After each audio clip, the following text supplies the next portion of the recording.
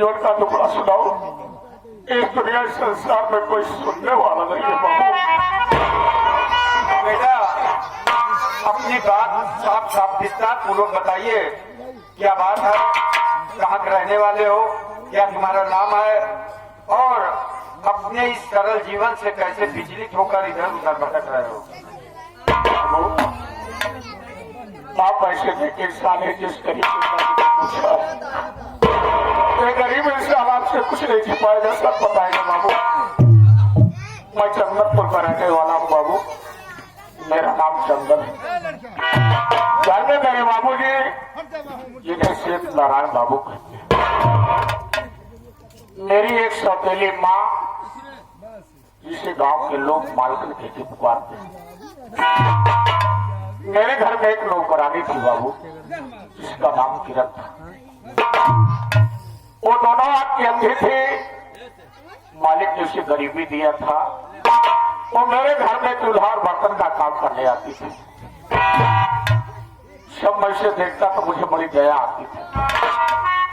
मैं इसे नौकरानी नहीं बल्कि उसे अपनी धर्म की बहन मानता था और उसे एक भाई का प्यार देता था। एक दिन की बात है बाबू, मेरी सौतेली माँ उस अंधे लाचार को नदी पर पानी के लिए भेजती है। मजबूर होकर के अंधे लाचार नदी पर पानी भरने के लिए तो गई बाबू, लेकिन रास्ते में ठोकर लग जाने से घड़ा उसके हाथ से छूट गया। लाख ढूंढने के बाद जब वो घोड़े को न पाई लौट कर घर आई, मेरी सौतेली माँ उसे इतनी बेदर्दी से मार रही थी जो मार मुझसे देखा ना गया।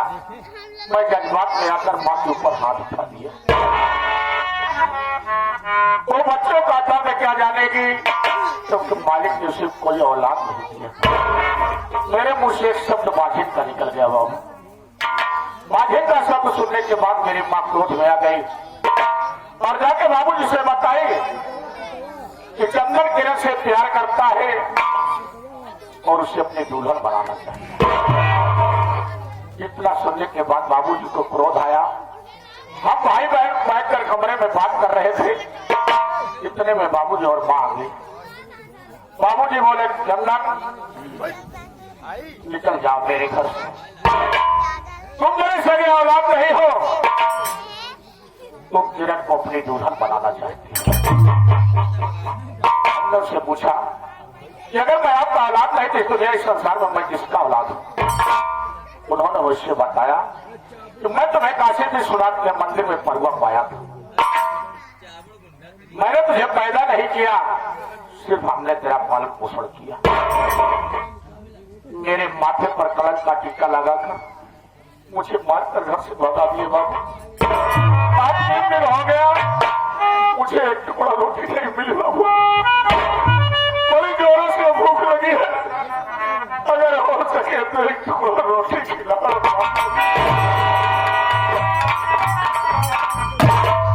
बेटा चंदन, सबसे महत्वपूर्ण बात तुम्हारी ये है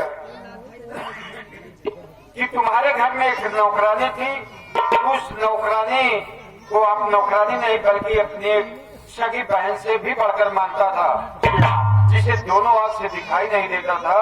तुम्हारे माता पिता तुम भाई बहन के चरित्रहीनता का आरोप लगाकर तुमको घर से बाहर निकाल दिया।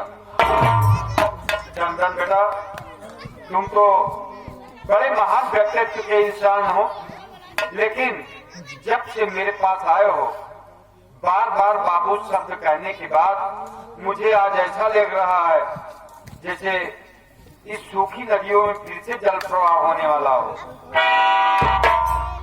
ये क्या है बाबू, क्या आपके पास कोई नहीं? चंदन, मेरे पास सब कुछ है, धन दौलत मोटर गाड़ी बंगला सब कुछ है, लेकिन आज तक मुझे कोई बाबू कहने वाला नहीं मिला। आपके बाबू शब्द कहने के बाद मैं ये सोच रहा हूँ कि बेटा चंदन, तुम मेरा बेटा बनकर मेरे ही घर पर रहो, ये हमारी इच्छा है। मेरी इच्छा को स्वीकार कर लो। कौन ऐसा इंसान है जो बदनसीब को अपना बेटा बना ले बाबू। आपके मुखारबे से सुनने के बाद मुझे तो अपार खुशी मिल रही है कि कोई मुझे अपना बनाना चाहता।